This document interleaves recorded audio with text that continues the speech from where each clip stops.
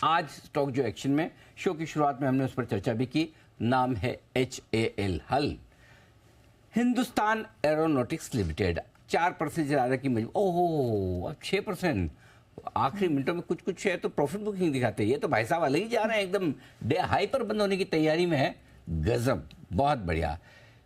आज इस शेयर में तेजी है और तेजी की वजह है जेफरीज की वो रिपोर्ट जिसमें इन्होंने कुछ अच्छा और कुछ नया लिखा है।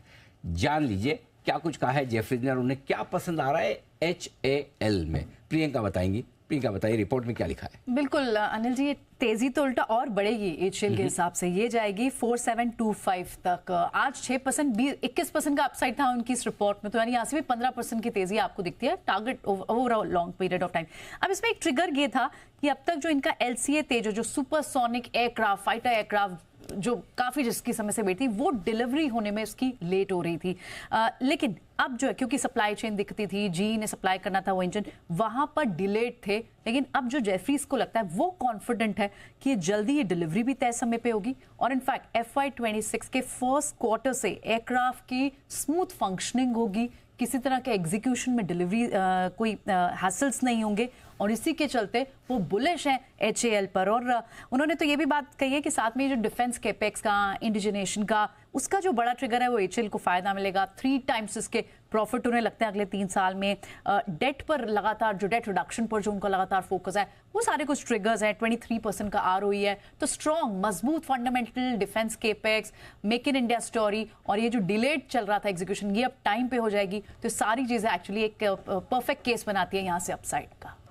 ओके, तो ये है आपके लिए जेफरीज की तरफ से बड़े बड़े टारगेट आते हुए दिख रहे हैं और वो टारगेट बाजार को पसंद आते हुए दिख रहे हैं। आजकल तो ऐसा हाल है कि किसी के भी बड़े टारगेट आए नहीं कि स्टॉक तेज दौड़ लगाते हुए नजर आता है। HAL भी कुछ ऐसा ही करता हुआ दिख रहा है। कमाल। और इस कमाल में क्या लेवल ऊपर की तरफ रखे जाए। अब एक रिवाइज स्टॉप लॉस और टारगेट तो लेके बनता है इसका, तो बहुत देर से कुछ काम नहीं करते हुए बंसल जी 3:20 हुए। बंसल जी, इससे पहले कि पूजा जी आपसे 3:27 पे सवाल पूछे, जल्दी से HAL के चार्ट पे जवाब दे दीजिए।